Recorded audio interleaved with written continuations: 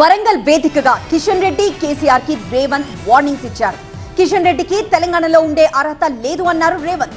తట్టాబుట్టా సర్దుకొని వెళ్లిపోవాలని హెచ్చరించారు. ఇక కేసీఆర్ ని పర్మనెంట్ గా ఫామ్ హౌస్ కే పరిమితం చేస్తా అంటున్నారు రేవంత్. దమ్ముంటే అసెంబ్లీకి రా తేల్చుకుందామంటూ సవాల్ విసిరారు. కేసీఆర్ ఉపాయాలు ఉబలాటాలు తనకు తెలుసు అంటున్నారు రేవంత్. అందుకు తగ్గ మందు తన దగ్గరుందని హెచ్చరించారు రేవంత్.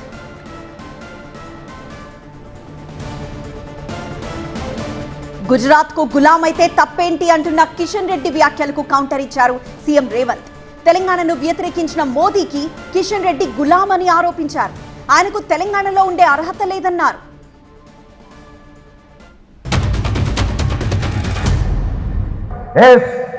మేము నా తెలంగాణను రక్షించినటువంటి సర్దార్ వల్లభాయ్ పటేల్ గుజరాత్ బిడ్డ, ఖచ్చితంగా నేను గుజరాత్కు గులామని నా తెలంగాణ ప్రజలందరూ కూడా తప్పులేదు. అందులో పార్లమెంటులో నిటారుగా నిలబడి ఈ దేశ ప్రధానమంత్రి నరేంద్ర మోడీ తెలంగాణ రాష్ట్రాన్ని సోనియమ్మ పార్లమెంటు తలుపులు బంద్ చేసి దుర్మార్గమైన పని చేసి తల్లిని చంపి పిల్లని బతికించింది. తెలంగాణ రాష్ట్ర ఏర్పాటునే అపహాస్యం చేసిన నరేంద్ర మోడీ తెలంగాణ ద్రోహి. అలాంటి తెలంగాణ ద్రోహికి నువ్వు బానిసవై గులామువై నువ్వు గుజరాత్ పోతే నువ్వు గుజరాత్ పోయి గార్దులను కాసుకో కిషన్ రెడ్డి.